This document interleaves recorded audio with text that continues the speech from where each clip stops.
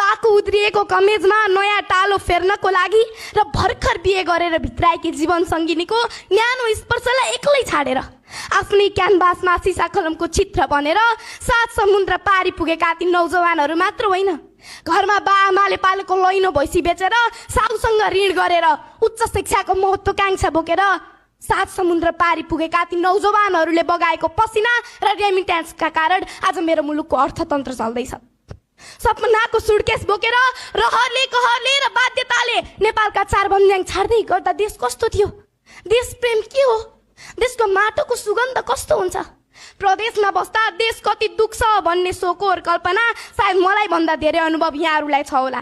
त्यसैले त आज आदरणीय डाक्टर उपेन्द्र महतो, जीवा लामिछाने, शेष घले, बद्री केसी, रामशरण सिमखडा लगायत तमाम तपाईँ दिन प्रदेशमा बिताउनुहुन्छ, तर रात आफ्नो जन्मभूमि कर्मभूमि भन्दा कसरी राम्रो बनाऊ